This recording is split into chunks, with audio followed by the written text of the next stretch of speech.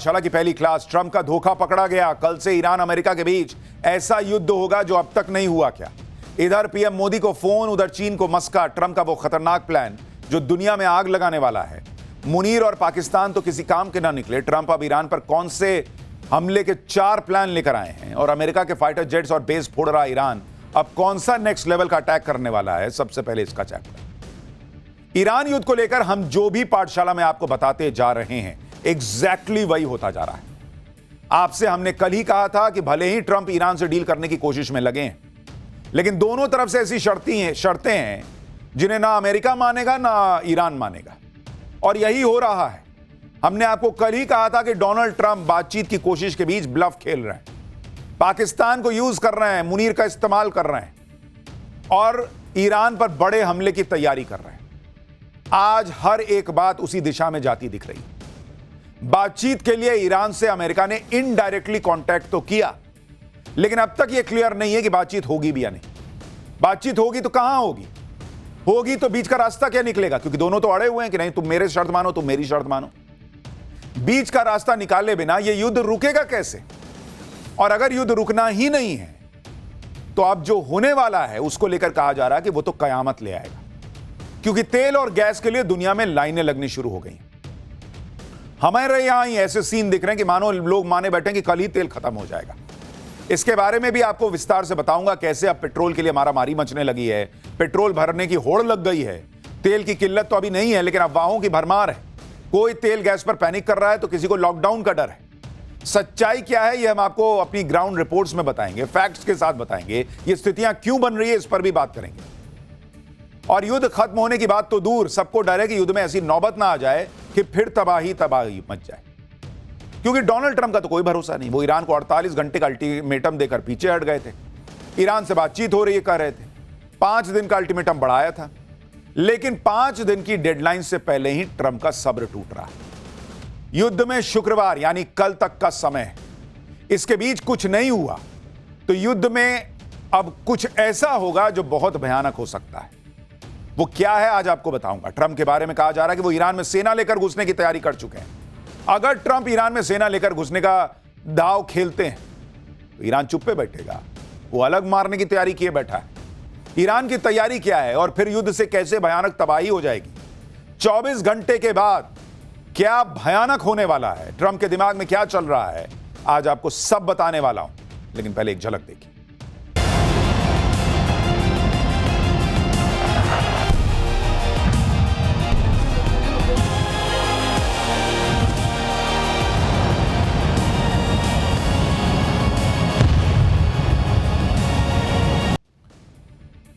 Donald Trump इस वक्त भयंकर फ्रस्ट्रेशन में, क्योंकि वो ये साबित नहीं कर पा रहे कि ईरान से युद्ध वो जीत गए। बोल देने से नहीं ना होगा भाई, पब्लिक अंधी थोड़ी बैठी है, पब्लिक को दिख नहीं रहा हो रहा क्या रहा है। आप लफाजी कर दीजिएगा दुनिया मान जाएगी, नहीं मान रही तो वो पैर पटक रहे हैं कि मैं बोल रहा हूं तो मान क्यों नहीं रहे। अरे कैसे मान ले जब दिख रहा है कि ईरान मार रहा है आपको। ट्रंप बार बार कह रहे हैं कि ईरान को खत्म कर दिया, बर्बाद कर दिया, लेकिन ईरान जब तक लड़ रहा है तब तक कोई भी ट्रंप की बात मानेगा ही नहीं। इसलिए ट्रंप अब घूम फिर के फिर से बातचीत की बात करने लगे। बातचीत में भी ट्रंप इस बात को साबित करना चाहते हैं कि युद्ध वो जीत गए, उनका अपर हैंड है। और इसी अकड़ में उन्होंने 15 पॉइंट की डिमांड ईरान को भिजवाई कि देख भाई ये 15 मानेगा तब हम सीज फायर करेंगे। ईरान अलग लेवल पे है, ईरान युद्ध के मैदान में नहीं झुका, वो बातचीत में झुक जाएगा।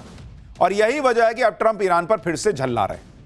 आज ट्रंप ने जो कहा उसे आप देखिए और समझिए कि हालात क्या हो गए हैं ट्रंप के।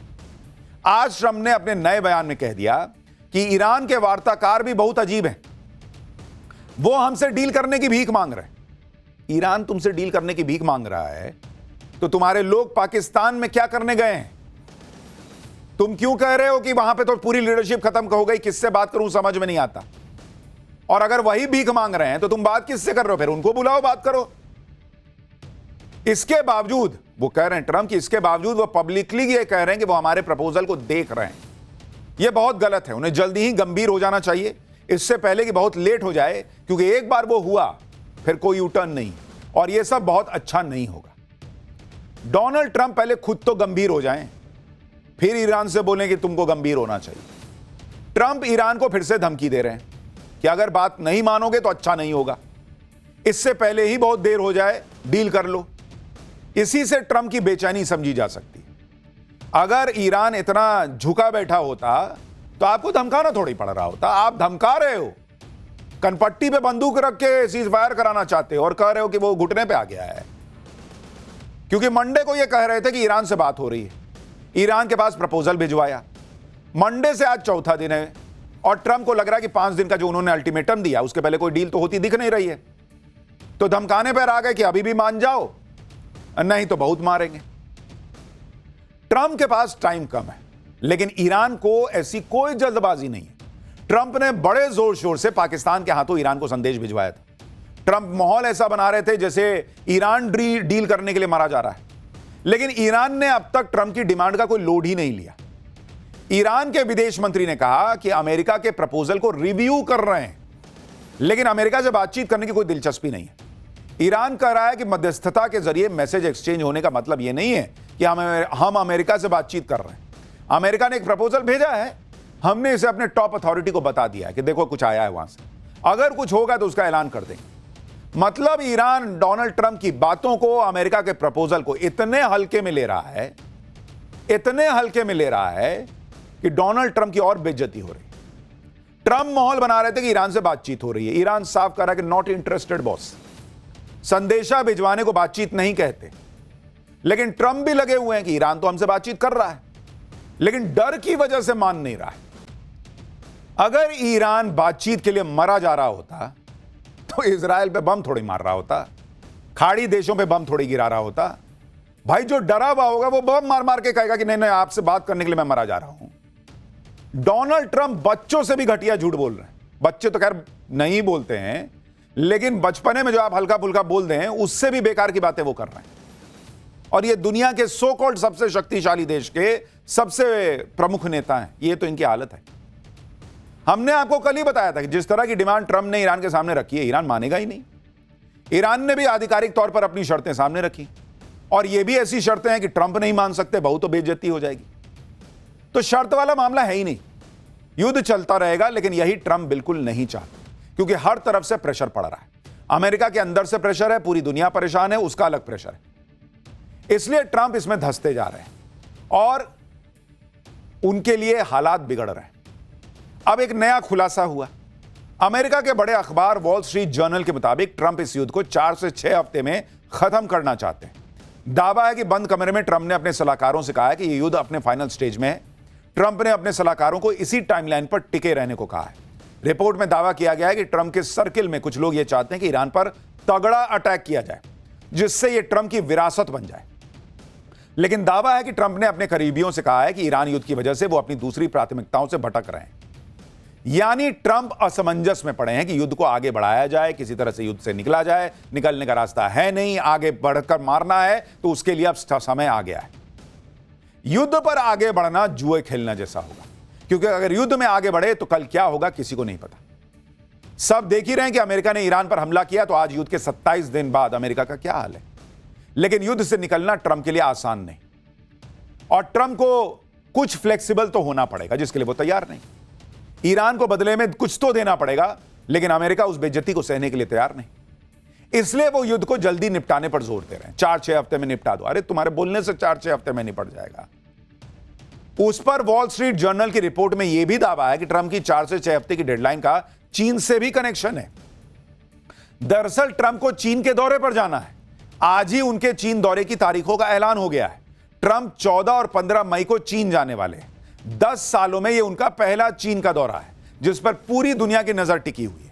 अमेरिकी राष्ट्रपति ट्रंप को 31 मार्च को चीन जाना था, लेकिन युद्ध की वजह से उन्होंने दौरा टाल दिया। आज ही अचानक आधिकारिक तौर पर तारीखों का ऐलान हो गया। उधर यह खबर भी आई कि ट्रंप 4 से 6 हफ्ते में युद्ध निपटाना चाहते हैं। 6 हफ्ते का मतलब है कि जब ट्रंप चीन के दौरे का वक्त आएगा उससे पहले युद्ध खत्म हो जाए। व्हाइट हाउस से इस बारे में पूछा गया तो बयान आया कि ट्रंप प्रशासन ने तो पहले ही 4 से 6 हफ्ते का अनुमान लगाया था। तो आप खुद ही अंदाजा लगा लीजिए। अगर युद्ध ऐसे ही चलता रहा तो फिर ट्रंप का चीन दौरा मुश्किल में पड़ जाएगा। लेकिन ट्रंप यह चाहते हैं कि वो चीन को मैसेज दें कि देखो मैं तुम्हारे पास आने को तैयार हूं। क्यों, उसकी भी वजह है। देखिए, कयास लगाए जा रहे हैं कि 14 मई से पहले ट्रंप युद्ध खत्म करना चाहते हैं किसी भी हाल में। लेकिन फिर सवाल आएगा कि ऐसा होगा कैसे। क्या ट्रंप सीजफायर कराकर चीन के दौरे पर जाएंगे या फिर ईरान पर कोई बहुत बड़ा हमला करके युद्ध को कुछ दिनों में निपटा देंगे? कल ट्रंप की 5 दिन वाली डेडलाइन भी खत्म हो रही है। ट्रंप ने ईरान को धमकी दी थी कि 48 घंटे में हॉर्मुज खोलो, नहीं तो पावर प्लांट उड़ा दूंगा, लेकिन फिर इसे 5 दिन के लिए रोक दिया। अब यह 5 दिन का टाइम कल खत्म हो जाएगा। लोग जानना चाहते हैं कि ट्रंप इसके बाद क्या करेंगे। एक तरफ तो संदेशा भिजवा रहे हैं कि भाई तुम तो मेरे से डील करने के लिए मरे जा रहे हो, दूसरी तरफ सबको फोन लगा रहे हैं। आप देखिए कि पहले 25 दिन के बाद उन्होंने पीएम मोदी को फोन लगाया, उनको लूप में लिया, फिर चीन के दौरे का अचानक ऐलान कर दिया। यह कोई इत्तेफाक नहीं है। अब ट्रंप नेटो देशों को फिर से बोल रहे हैं कि किसी तरह उनको मदद मिल जाए। ट्रंप ने आज कहा कि नेटो देशों ने सनकी देश से लड़ने में कोई मदद नहीं की। अमेरिका को नेटो से कुछ नहीं चाहिए, लेकिन हम ये कभी नहीं भूलेंगे। ट्रंप नेटो देशों को उकसा रहे हैं, लेकिन नेटो में शामिल जर्मनी ने कह दिया कि युद्ध हमसे पूछ के किए थे क्या, ये हमारी जंग नहीं है, हम इसमें नहीं फंसेंगे। यानी डोनाल्ड ट्रंप किसी तरीके से इज्जत बचाते हुए थोड़ा बहुत ऐसे पासा फेंकते हैं कि कहीं नेटो वाले आ जाए मदद कर। नेटो वाले समझदार कि भाई इसके चक्कर में हम क्यों फंसे, ऑलरेडी फंसे हुए हैं, डायरेक्टली घुस गए तो और फंस जाएंगे। ट्रंप की हर तरफ से भयंकर छीछालेदर हो रही। अमेरिकी मीडिया में ये सब बातें चल रही हैं कि ट्रंप किसी तरह से ईरान से डील करने के लिए बेचैन है। ट्रंप बौखलाए हुए हैं और कुछ देर पहले अपनी कैबिनेट की मीटिंग भी उन्होंने बुलाई, प्रेस को बुलाया और ट्रंप को सफाई देनी पड़ी कि बातचीत के लिए वो नहीं गिड़गिड़ा रहे बल्कि ईरान गिड़गिड़ा रहा है। ट्रंप कह रहे हैं कि बातचीत के लिए ईरान गिड़गिड़ा रहा है, जबकि ट्रंप ने ईरान से बात करने के लिए खुद अपने गुलाम पाकिस्तान को लगाया हुआ है और यह पाकिस्तान खुद मान रहा है। पाकिस्तान के विदेश मंत्री इशाक डार ने बताया कि अमेरिका और ईरान के बीच इनडायरेक्ट बातचीत चल रही है। पाकिस्तान, तुर्की और इजिप्ट इसमें मदद कर रहे हैं। पाकिस्तान शांति लाने के प्रयासों को लेकर प्रतिबद्ध है। डिप्लोमेसी और डायलॉग से ही रास्ता निकलेगा। उधर यह खबर भी आई है कि ईरान से बातचीत के लिए उपराष्ट्रपति जेडी वेंस के वीकेंड पर पाकिस्तान जाने का प्लान है। खबर इसलिए भी अहम है क्योंकि इससे पहले बातचीत में ट्रंप के करीबी दोस्त विटकॉफ और उनके दामाद जेरेड कुशनर ईरान से बातचीत करेंगे, यह खबर आई थी, लेकिन ईरान ने इन दोनों पर भरोसा ही नहीं जताया। यानी ईरान अपनी शर्त पर किससे बात करेगा यह बता रहा है और डोनाल्ड ट्रंप कह रहे हैं कि ईरान जो है वो मरा जा रहा है बात करने के लिए। ऐसा लगता है कि मुनीर और पाकिस्तान ट्रंप के काम के नहीं निकले, इसलिए ट्रंप ने अगला प्लान एक्टिवेट कर दिया। ट्रंप की 5 दिन की मियाद कल खत्म हो जाएगी और उसके बाद क्या होगा उसके लिए ट्रंप की प्लानिंग की बड़ी चर्चा है। अमेरिका की न्यूज वेबसाइट एक्सियोस की रिपोर्ट के मुताबिक अमेरिका ईरान पर फाइनल ब्लो यानी अंतिम प्रहार के लिए सैन्य विकल्पों पर काम कर रहा है, जिसमें जमीनी सेना का इस्तेमाल और बड़े पैमाने पर बमबारी अभियान शामिल है। अमेरिकी सेना के अंतिम प्रहार के लिए 4 प्लान भी तैयार किए गए। दावा है कि ट्रंप किसी एक प्लान को चुन सकते हैं। पहले प्लान के मुताबिक ईरान में ग्राउंड ऑपरेशन के लिए अमेरिका खार्ग आइलैंड से शुरुआत कर सकता है। खार्ग के पास अतिरिक्त आर्मी और एयर डिफेंस सिस्टम को तैनात करना शुरू कर दिया गया है। दूसरे प्लान के मुताबिक लारक द्वीप पर अमेरिका हमला कर सकता है। यह एक ऐसा आइलैंड है जो हॉर्मुज पर नियंत्रण रखने में ईरान की मदद करता है। यहां पर ईरानी बंकर, वॉरशिप और रडार भी मौजूद हैं। यहीं से ईरानी हॉर्मुज पर होने वाली गतिविधियों पर नजर रखते हैं। तीसरा प्लान अबू मूसा के रणनीतिक द्वीप और 2 छोटे द्वीपों पर कब्जा करना। ये आइलैंड हॉर्मुज के पश्चिमी प्रवेश द्वार के पास है। इन पर ईरान का नियंत्रण है, लेकिन यूएई भी अपना दावा करता है। इस विवाद का फायदा अमेरिका उठा सकता है। अमेरिका का चौथा प्लान है हॉर्मुज के पूर्वी हिस्से में ईरानी तेल का निर्यात करने वाले जहाजों पर कब्जा। साथ ही अमेरिकी सेना की ईरान के अंदर जमीनी अभियान की भी योजना है, ताकि परमाणु संयंत्रों के अंदर दबे संवर्धित यूरेनियम को भी कब्जे में लिया जा सके। इसके अलावा चाबहार पोर्ट भी अमेरिका की लैंडिंग साइट हो सकता है, क्योंकि यह सेफ साइट है और इससे अमेरिका ईरान को चौंका सकता है। देखिए, चाबहार पोर्ट इसलिए भी हो सकता है क्योंकि अगर नरेंद्र मोदी से बात हुई है तो क्या चाबहार पोर्ट से अमेरिका घुसेगा, इसको लेकर भी जानकारी दी गई है, क्योंकि चाबहार में भारत ने निवेश किया हुआ है। तो तरह तरह की चर्चाएं अभी चल रही हैं, लेकिन इतना जरूर दिख रहा है कि बातचीत का रास्ता बंद होता दिख रहा है। उससे कोई बहुत रिजल्ट निकलता नहीं दिख रहा। अचानक कुछ हो जाए तो कह नहीं सकते, लेकिन अमेरिका अब फाइनल बड़े अटैक की तैयारी कर रहा है, जो हमने आपको पाठशाला में कल बताया था। सबसे ज्यादा चर्चा चल रही है कि अमेरिका खार्ग आइलैंड से ग्राउंड ऑपरेशन शुरू करेगा, क्योंकि खार्ग आइलैंड ईरान की लाइफलाइन है, सबसे इंपॉर्टेंट हिस्सा। यहीं से ईरान का 90% तेल एक्सपोर्ट होता है, जो कि जिससे ईरान चलता है। अगर अमेरिका इसे हथिया लेता है तो हॉर्मुज बहुत आसानी से खुलवाया जा सकता है, लेकिन खार्ग आइलैंड पर कब्जा बहुत कठिन काम है। जैसा हमने आपको कल बताया था कि अमेरिका ने खुद यहां के लैंडिंग साइट्स तबाह कर दिए हैं। ऐसे में दुनिया के सबसे ताकतवर विमान भी उतारना अमेरिका के लिए बहुत कठिन है। अब ट्रंप पूरी तैयारी के साथ ईरान पर हमले की तैयारी कर रहे हैं। मीडिया रिपोर्ट्स के मुताबिक अमेरिका ने यूक्रेन को दी जाने वाली हथियार की सप्लाई का कुछ हिस्सा भी रोक दिया है। बताया जा रहा है कि यूक्रेन को दिया जाने वाला गोला बारूद मिडिल ईस्ट भेजा जा रहा है, क्योंकि ईरान में चल रहे युद्ध के कारण अमेरिका के अहम गोला बारूद का भंडार तेजी से घट रहा है। अमेरिका इतनी तैयारी कर रहा है, सेना लेकर घुसने वाला है कहा जा रहा है, दूसरी जगहों से गोला बारूद भी इकट्ठा कर रहा है, लेकिन अमेरिका ईरान में घुस जाएगा तो ईरान चुपचाप बैठा रहेगा। ईरान क्या तैयारी कर रहा है आपको यह भी बताता हूं। ईरान ने कह दिया है कि वो अमेरिकी मूवमेंट को ट्रैक कर रहा है। कल रात ईरान के संसद के स्पीकर ने इसके बारे में ट्वीट किया। मोहम्मद गलीबाफ ने लिखा कि ईरान के दुश्मन एक क्षेत्रीय देश के समर्थन से उसके एक द्वीप पर कब्जा करने की तैयारी कर रहे हैं। जो हमने आपको पाठशाला में बताया वही लिख रहे हैं वो। हमारी सेनाएं दुश्मन की सभी गतिविधियों पर नजर रख रही हैं। अगर वो कोई भी कार्रवाई करते हैं तो उस देश के सभी बुनियादी ढांचों को निशाना बनाया जाएगा। यानी ईरान भी कह रहा है कि हम सब देख रहे हैं बाबू, तुम क्या कर रहे हो सब हमको पता है, बहुत मारेंगे।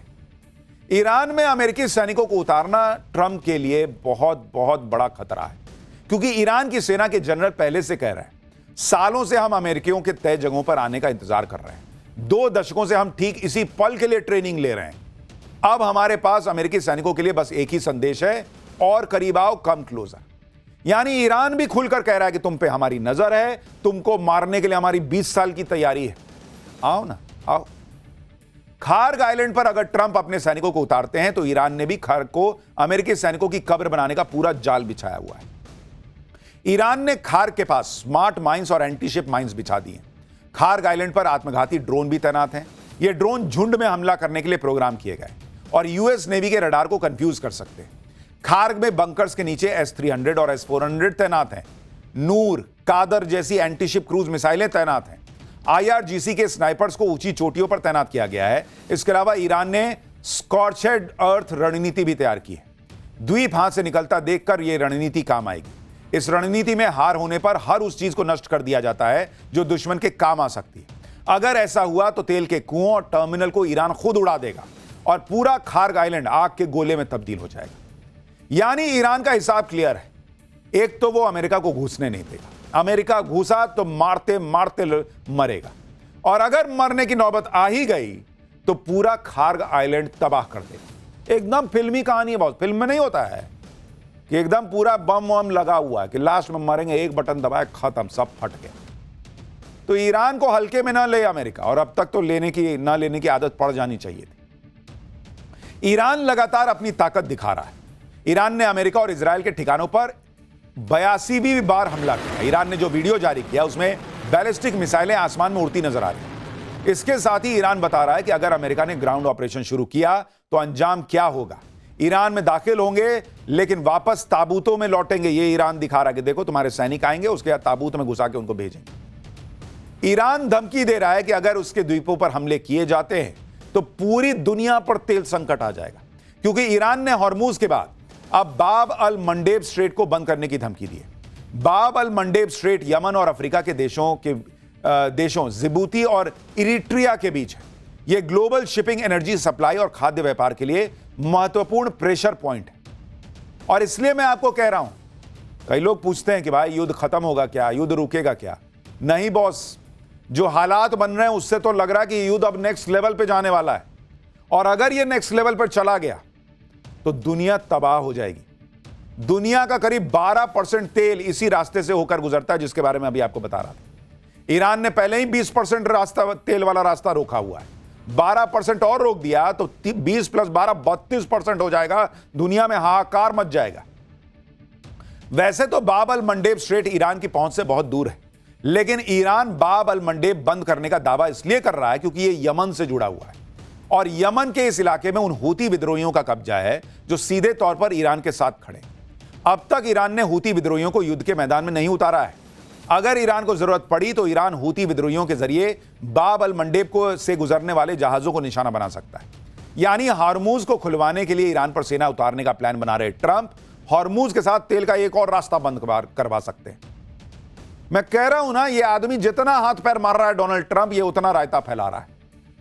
नहीं होता है कि आप नशे में एक तरफ प्लेट गिरा दिए, एक तरफ बर्तन गिरा दिए, एक तरफ गिलास गिरा, इससे संभल ही नहीं रहा भाई। तुम माफ करो भाई, तुम जीत गए, हम मान गए वाली स्थिति।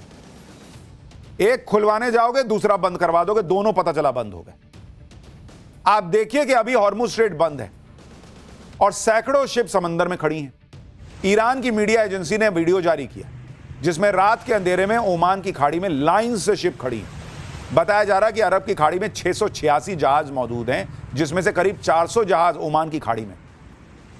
और इन जहाजों के खड़े होने का आप एक मतलब और समझिए, सिर्फ ये नहीं है कि ये जहाज खड़े हैं और माल फंसा हुआ है, ये माल उतरेगा तभी ये जहाज जाके दूसरा माल लेके भी आएंगे। तो इनका खाली होना और अगला माल आने के लिए इनका वहां पहुंचना भी जरूरी है। तो ये डबल संकट है अगर ये फंसे हुए हैं।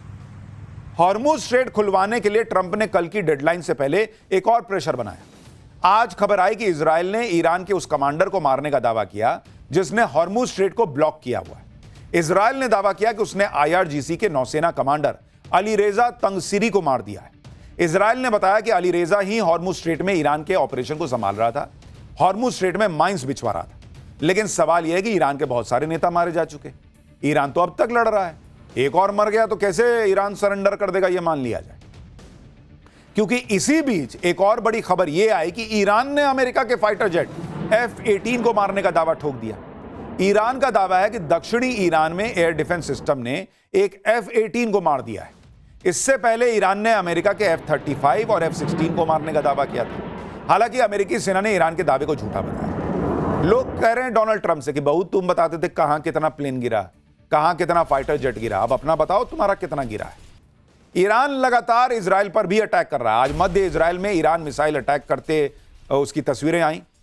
इधर इजराइल भी ईरान पर नॉनस्टॉप अटैक कर रहा है। आज ईरान के मशहद शहर पर इजराइल ने मिसाइल अटैक किया। यह मिसाइल अटैक एयरपोर्ट से कुछ दूरी पर। इजराइल ने ईरान के इस्फहान शहर पर भी बड़े हमले किए जिसमें सैन्य ठिकानों को निशाना बनाया गया। इस्फहान में भारी धमाकों की आवाजें सुनाई दी। इधर IDF लेबनान में हिजबुल्लाह के ठिकानों पर भी लगातार हमले कर रहा है।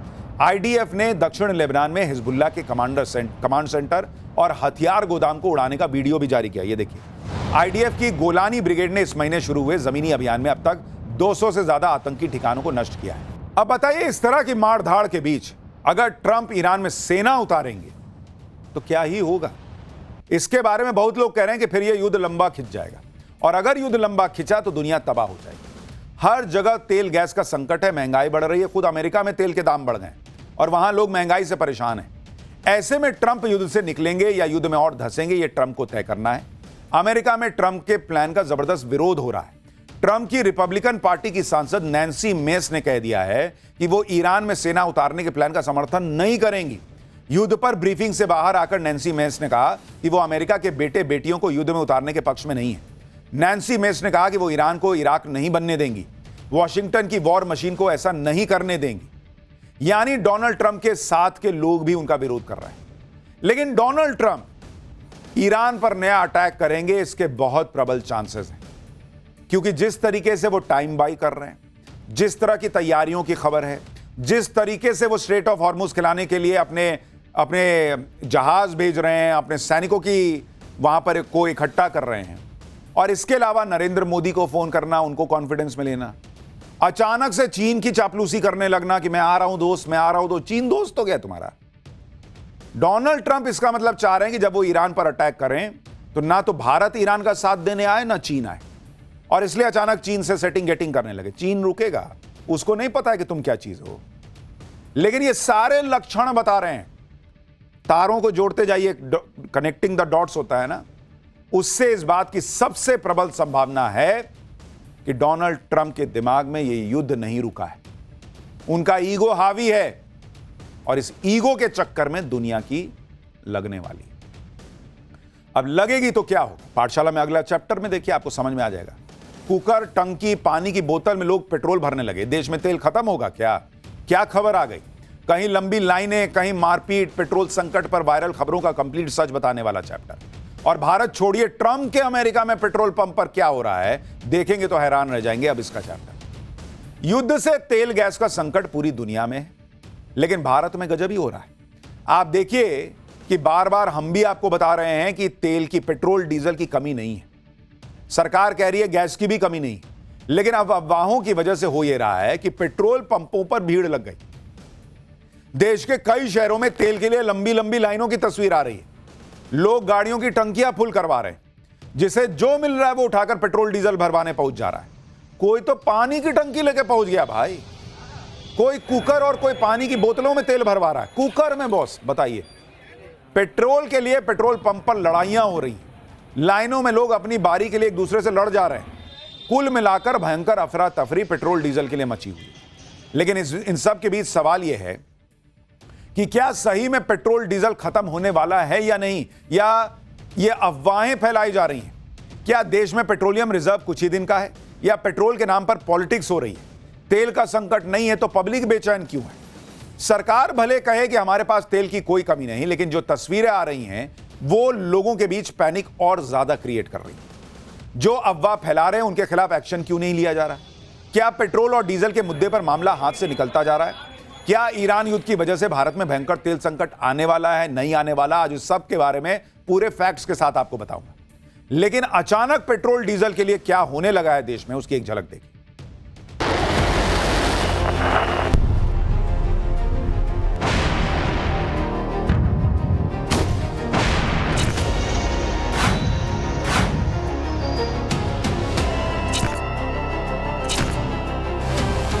लग तो रहा है कि कल से तेल नहीं मिलेगा, इस वजह से हम आए हैं।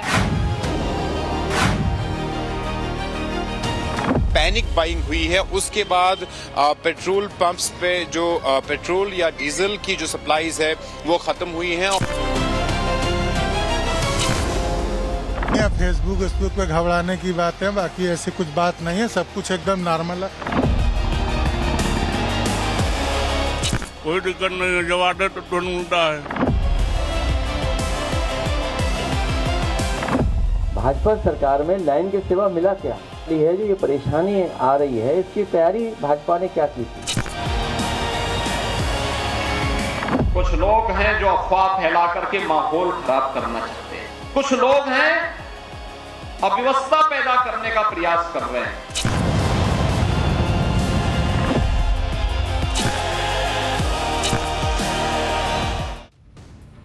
देखिए, ईरान युद्ध जब से शुरू हुआ है तब से हम लगातार बता रहे हैं कि युद्ध से एनर्जी संकट तो बढ़ेगा।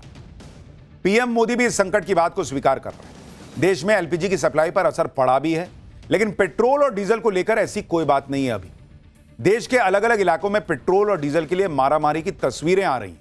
पेट्रोल पंप पर पेट्रोल और डीजल के लिए लोगों की भीड़ लगने लगी है। पेट्रोल के साथ एलपीजी यानी रसोई गैस सिलेंडर के लिए भी लोगों की लाइनें लग रही हैं। सरकार के भरोसा देने के बाद भी पब्लिक जो है वो परेशान होती दिख रही है। 10 तस्वीरों से आपको ये लग रहा होगा कि देश में पेट्रोल और रसोई गैस की भारी किल्लत अचानक हो गई, स्पेशली पेट्रोल डीजल की। ऐसा लग रहा है जैसे कल ही खत्म हो जाए, और इस पर जमकर पॉलिटिक्स भी शुरू हो गई। एक बार सुनिए अखिलेश यादव क्या कह रहे हैं, फिर आपको पूरे फैक्ट्स के साथ बताऊंगा कि सच्चाई क्या है। भाजपा सरकार में लाइन के सिवा मिला क्या? अब तो इसलिए भी लाइन लग रही है क्योंकि लोग अपना बजट बना के चलते हैं कि महीने के अंत में या महीने के शुरुआत में हम अपना सिलेंडर भरवाएंगे। तो ये जो दिक्कत आने वाली है, जो ये परेशानी आ रही है, इसकी तैयारी भाजपा ने क्या की थी? देखिए, पेट्रोल और डीजल के बिना लोगों को दिक्कत तो होगी, और इसलिए इस एनर्जी क्राइसिस में जब पेट्रोल और डीजल को लेकर बात होने लगी तो फिर पेट्रोल डीजल को लेकर कई जगहों पर लाइनें लग गई।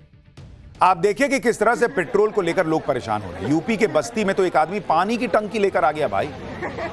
ये देखिए, पानी की टंकी की, इसमें पेट्रोल भर दो मेरे लिए। गोरखपुर में एक आदमी बाइक में तेल डलवाने पहुंचा और अपने साथ दूसरी बाइक की टंकी ले आया। एक बाइक लेके आया, एक बाइक की टंकी ले आया कि इसमें भी भर दो, क्योंकि भाई कई पेट्रोल पंप पे जो है वो बोतल उतल में देते नहीं है, तो कह रहा ये तो बाइक की टंकी है ना, इसमें डाल दो। लोग हैरान रह गए देख के। यूपी के देवरिया में पेट्रोल और डीजल खत्म होने की आशंका में लोग परेशान हो गए। पेट्रोल पंप पर लोगों की भीड़ लग गई। कुछ लोग खाना बनाने वाले बड़े बड़े भगोने लेकर आ गए कि इसमें डाल दो पेट्रोल।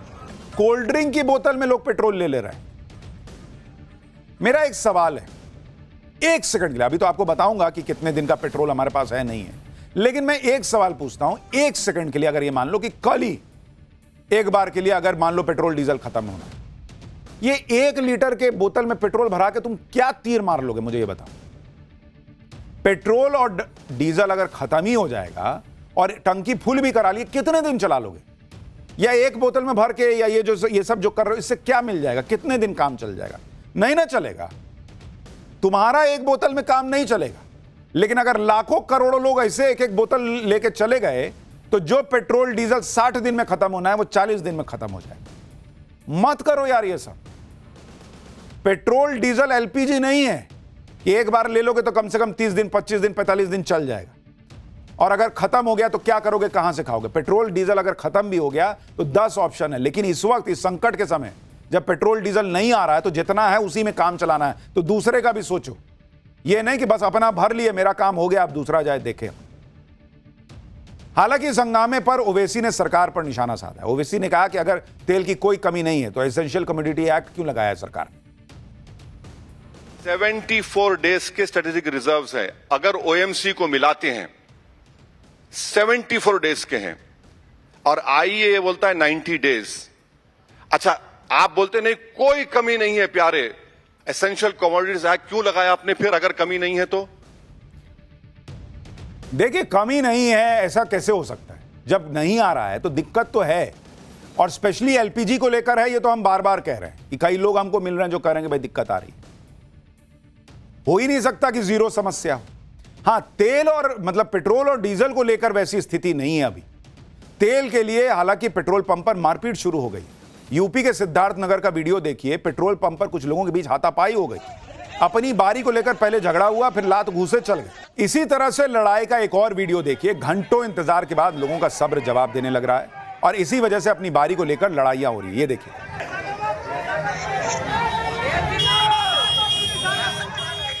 पेट्रोल और डीजल खत्म होने की अफवाहें छोटे शहरों में तेजी से फैल रही हैं। यूपी के बहराइच की तस्वीर देखिए, जहां पेट्रोल पंप पर तेल खत्म होने की ऐसी अफवाह फैली कि लोग पेट्रोल डीजल भरवाने के लिए दौड़ पड़े। देखते ही देखते पेट्रोल पंप के बाहर लोगों की भारी भीड़ जुटी। पेट्रोल भरवाने के लिए धक्का मुक्की होती दिखाई दी। बवाल बढ़ता देख पेट्रोल पंप पर इंतजाम संभालने के लिए पुलिस कर्मियों को तैनात करना पड़ा। कुछ ऐसी ही तस्वीरें प्रयागराज में भी दिखी। वहां भी पेट्रोल पंप पर अचानक लोगों की भारी भीड़ उमड़ गई, लंबी लंबी लाइनें लग गई। प्रयागराज के पेट्रोल पंप पर उमड़ी भीड़ पर हमारे सहयोगी की एक ग्राउंड रिपोर्ट देखी।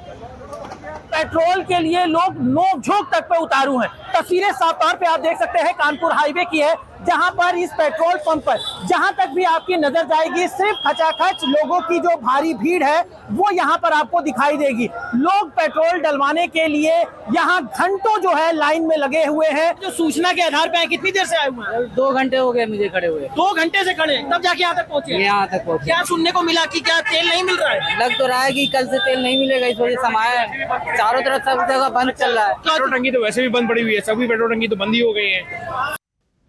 यूपी के रायबरेली में भी पेट्रोल डीजल खत्म होने की ऐसी खबर उड़ी कि लोग गाड़ियां लेकर पेट्रोल पंप की तरफ निकल पड़े, जिसकी वजह से इलाके के पेट्रोल पंप पर भीड़ जुटने लगी। हालात बेकाबू होते देख पुलिस और प्रशासन की टीम लोगों को समझाने में जुट गई। यूपी के अलग अलग शहरों में पेट्रोल डीजल के लिए मची मारामारी पर सीएम योगी आदित्यनाथ एक्शन में आए। उन्होंने लोगों से अफवाहों में आकर पैनिक बाइंग न करने की अपील की।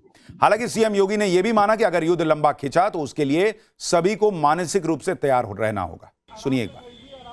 ये युद्ध लंबा खींचा तो प्रभावित तो हर व्यक्ति होगा, हमें मानसिक रूप से उसके लिए तैयार होना होगा। लेकिन कुछ लोग हैं जो अफवाह फैला करके माहौल खराब करना चाहते हैं। कुछ लोग हैं अव्यवस्था पैदा करने का प्रयास कर रहे हैं। जब आपकी बारी आएगी आप तक रसोई गैस पहुंच जाएगी। जब आवश्यकता हो तभी आप डीजल लेने के लिए जाइए, पेट्रोल लेने के लिए जाइए। लाइन लगाने की आवश्यकता क्या? बात सिर्फ यूपी के छोटे शहरों की नहीं है। राजधानी लखनऊ में भी कई पेट्रोल पंपों पर पेट्रोल डीजल की सप्लाई पर असर पड़ा है। कई पेट्रोल पंपों पर तेल खत्म होने की वजह से लोगों को खाली हाथ लौटना पड़ा, क्योंकि भाई पेट्रोल पंप पर ऐसा नहीं कि देश में पेट्रोल खत्म हो गया इसलिए पेट्रोल खत्म हो गया। पेट्रोल पंप पर मान लीजिए 10 लोगों की गाड़ी में, एक एग्जांपल दे रहा हूं कि 10 लोगों की गाड़ी में पेट्रोल भरने की क्षमता है, वहां 50 लोग पहुंच जाएंगे तो पेट्रोल तो खत्म होगा ही, और जब तक रिफिल नहीं होगा तब तक पेट्रोल पंप बंद रखना पड़ेगा। इसका मतलब यह नहीं है कि 4 पेट्रोल पंप बंद दिख रहा है तो देश में पेट्रोल खत्म हो गया है। जिन पेट्रोल पंपों पर स्टॉक था वहां लोगों की लंबी लाइनें लग गई। जब पेट्रोल डीजल की किल्लत के दावों की पड़ताल करने के लिए हमारी टीम निकली तो हजरतगंज इलाके में 3 पेट्रोल पंप ऐसे मिले जो तेल के टैंकर नहीं पहुंचने की वजह से बंद पड़े थे। देखिए एक बार ग्राउंड रिपोर्ट। लखनऊ के कई पेट्रोल पंप पर भी ऐसी खबरें हैं। ऐसे एक पेट्रोल पंप पर हैं हम यहाँ पे, और यहाँ पर भी जो पेट्रोल है वो ख़त्म हो गया है। इस वक्त देखिए सुबह का समय है, लेकिन सन्नाटा पसरा हुआ। तमाम लोग जो पेट्रोल लेने के लिए यहाँ आ रहे हैं वो निराश होकर वापस लौट रहे हैं। पूरा पेट्रोल पंप इस वक्त खाली है। बताया जा रहा है कि कल शाम से जो है सप्लाई नहीं आई है और यहाँ पर पेट्रोल अभी नहीं है। कब से पेट्रोल नहीं भाई साहब? कब से ख़त्म हुआ ये?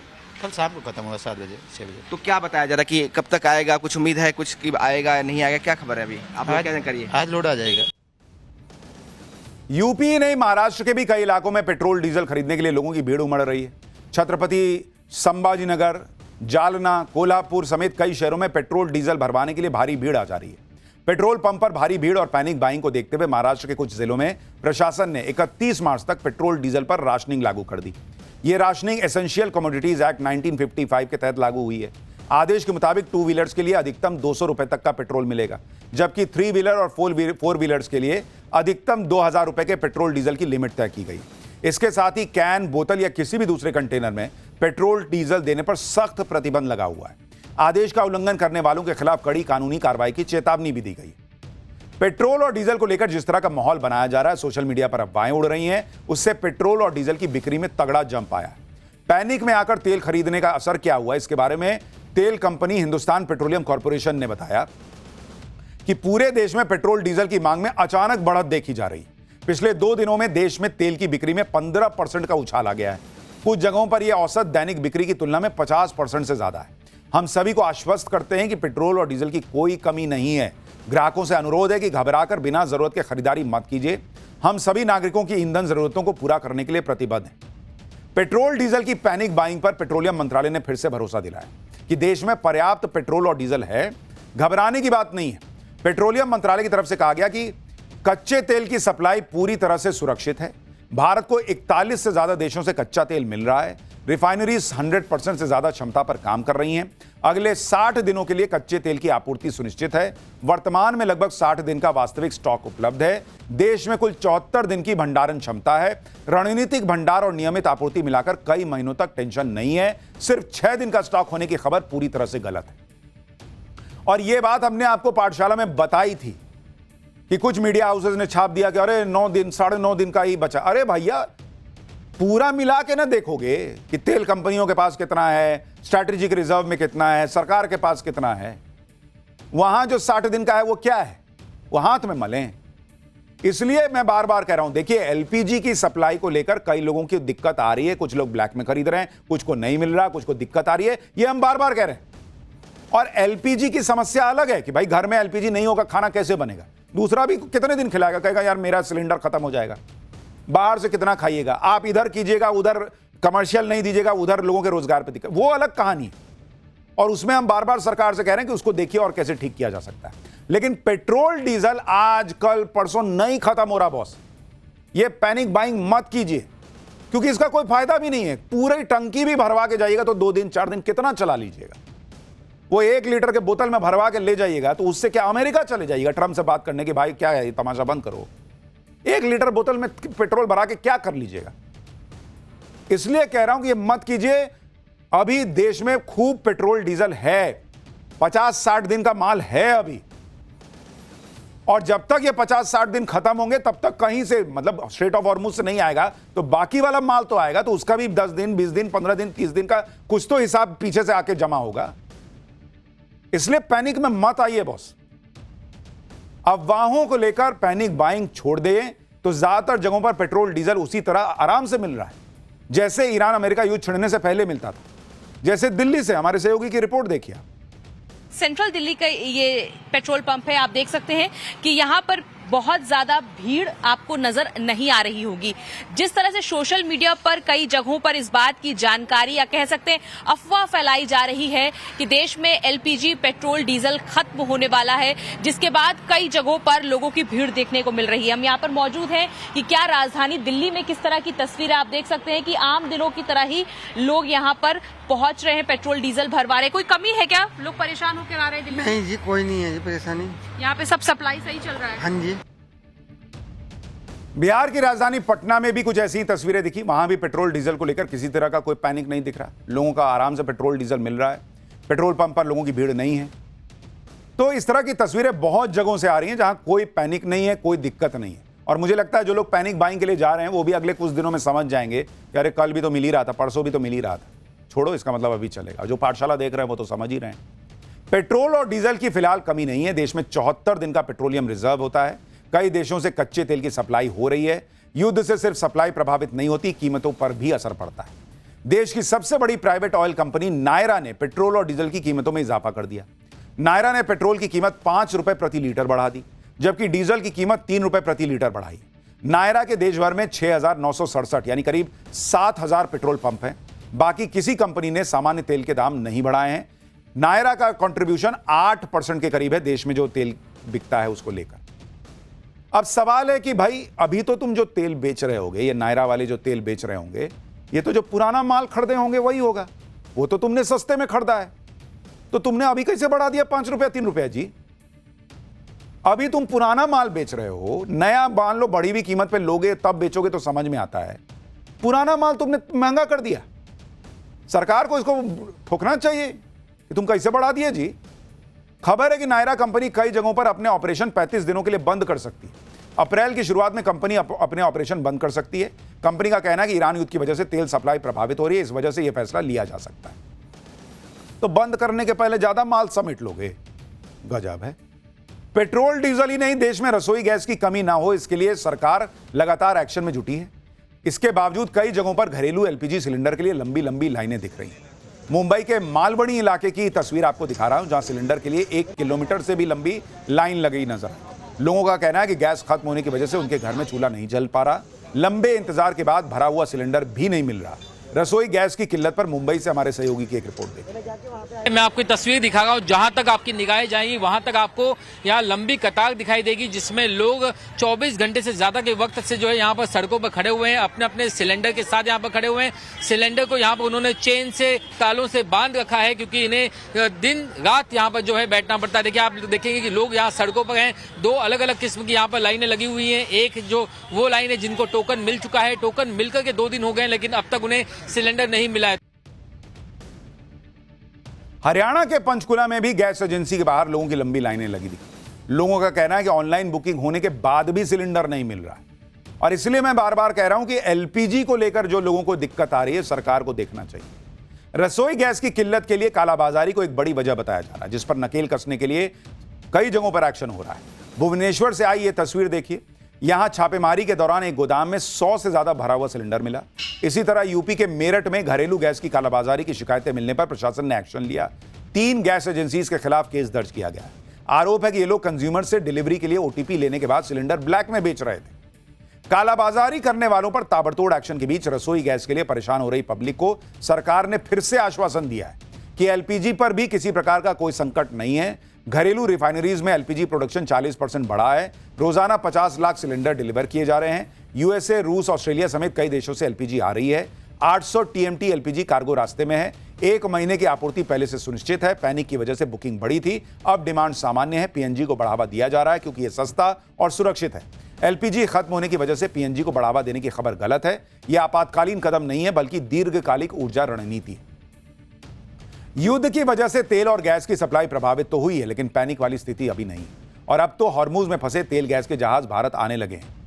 आज ही अपोलो ओशन नाम का शिप जो है वो भारत आया। इसमें एलपीजी लदी हुई है। यह शिप मैंगलोर पोर्ट पहुंचा, जहां इसका स्वागत किया गया। इसी तरह एक और शिप पाइन गैस भी हॉर्मुज से निकल चुका है और कल तक भारत पहुंच सकता है। इसमें एलपीजी है, यानी एलपीजी सप्लाई में जो समस्याएं आ रही हैं उसमें कुछ राहत मिलने की उम्मीद है। हालांकि अब हॉर्मुज से भारत के जहाजों को आने में कोई दिक्कत नहीं होनी चाहिए, क्योंकि ईरान ने बड़ा ऐलान किया है। ईरान के विदेश मंत्री अब्बास अरागची ने साफ कर दिया है कि भारत समेत 5 मित्र देशों के जहाजों को हॉर्मुज से सुरक्षित रास्ता दिया जाएगा। चीन, रूस, भारत, इराक और पाकिस्तान के लिए हॉर्मुज से गुजरने की अनुमति दे दी गई। ईरान युद्ध का असर सिर्फ भारत पर ही नहीं पड़ रहा। अमेरिका समेत तमाम देशों में युद्ध की वजह से एनर्जी क्राइसिस दिख रहा है। महंगाई बढ़ रही है। आप अमेरिका की तस्वीरें देखिए, जहां लोग फ्यूल स्टॉक करने के लिए पेट्रोल स्टेशन पर लाइन में लगे हुए हैं। लोग अपने साथ डिब्बे और गैलन जो मिल रहा है वो भी लेके गए। ये अमेरिका के दिखा रहा हूं बॉस। स्पेन में फ्यूल लेने के लिए पेट्रोल स्टेशन पर गाड़ियों की लंबी लंबी लाइन लग रही है। यानी पैनिक यूरोप में भी दिख रहा है। यूरोप में तो ईरान युद्ध के बाद इलेक्ट्रिक गाड़ियों की बिक्री में तेजी आई। ऑस्ट्रेलिया में भी ईरान युद्ध की वजह से लोग परेशान हो रहे हैं। कहा जा रहा है कि सिडनी शहर में कई पेट्रोल पंप बंद हो गए। इसी वजह से ऑस्ट्रेलिया में लोग पेट्रोल को स्टोर कर रहे हैं। पेट्रोल पंप पर डिब्बों और गैलन में पेट्रोल लेकर स्टॉक किया जा रहा है। ऑस्ट्रेलिया में तेल की कीमत 42% बढ़ गई। कनाडा में फ्यूल प्राइस 25% बढ़ गया है। चीन में तेल की कीमत 23% बढ़ी है। अमेरिका में तेल की कीमत 35% बढ़ गई है। अमेरिका में महंगाई दर भी 4.2 होने का अनुमान है, जो G7 देशों में सबसे ज्यादा है। अमेरिका में फिलहाल महंगाई दर 3% पर है। यानी दुनिया बाप बाप कर रही है। दुनिया में पेट्रोल, दूसरी चीजों को लेकर हाहाकार मचा है।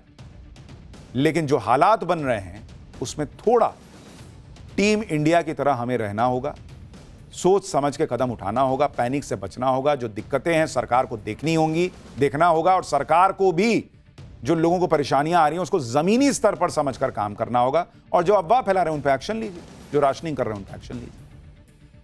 अब अगला चैप्टर, पश्चिम बंगाल में रामनवमी का चैप्टर। आज जय श्री राम सुनकर भड़क जाने वाली ममता के बंगाल में रामनवमी पर क्या गजब हुआ। आज ममता के गढ़ में रामनवमी की शोभा यात्रा निकली तो क्या हुआ। बंगाल चुनाव में खलबली मचाने वाले ओवैसी खुद को लैला क्यों बता रहे हैं, अब इसका चैप्टर। आज देश में कई जगहों पर रामनवमी की जबरदस्त धूम रही, लेकिन रामनवमी की असली धमक बंगाल में देखी गई। बंगाल में चुनाव भी है और रामनवमी पर पहले बंगाल में बवाल हो चुके हैं। पिछले 10 साल से ऐसा एक भी रामनवमी नहीं बीता है जिस पर बंगाल में बवाल न मचा हो। लेकिन इस बार बंगाल में शहर शहर रामनवमी की शोभा यात्रा कैसी हुई, ये तस्वीरें आपको उसके बारे में बताएंगे। आप ये देखिए कि चुनाव के बीच बीजेपी बंगाल में 5 दिनों तक रामनवमी मनाने का प्लान बना चुकी है। बीजेपी के साथ वीएचपी और कई हिंदू संगठन इस बार गजब की रामनवमी मना रहे हैं। बंगाल में ऐसा पहली बार हो रहा है जब पूरे बंगाल में रामनवमी पर 20,000 शोभा यात्राएं निकाले जाने का अनुमान है। बीजेपी और हिंदू संगठन 5 दिन में ये 20,000 शोभा यात्रा निकालेंगे। अकेले कोलकाता शहर में 60 से 70 शोभा यात्रा निकालने का प्लान है। यानी बंगाल में अगले 5 दिन तक जय श्री राम के नारे गूंजते रहेंगे। रामनवमी पर किस तरह से ममता बनर्जी और बीजेपी के बीच चुनावी घमासान मचा है,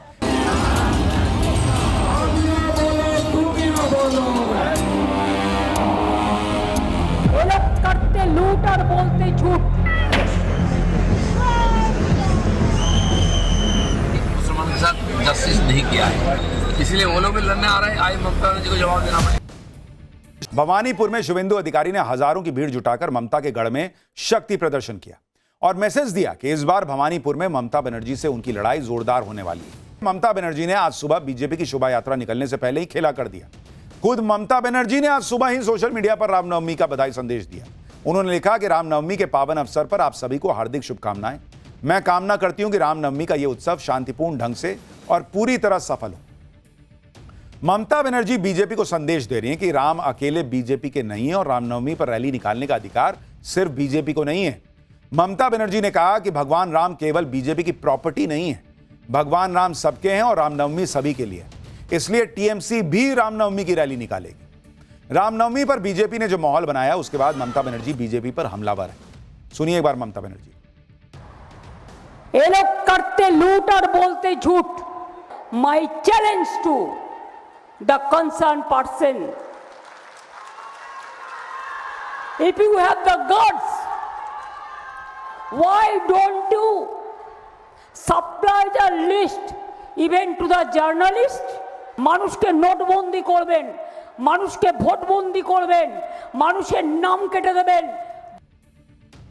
बीजेपी और ममता बनर्जी की लड़ाई के बीच बंगाल में ओवैसी भी अपना जलवा दिखा रहे हैं।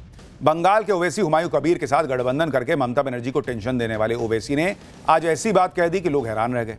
टाइम्स नाउ समिट में ओवैसी ने कहा कि वो भारत की सियासत की लैला है और सभी पार्टियां मजनू हैं।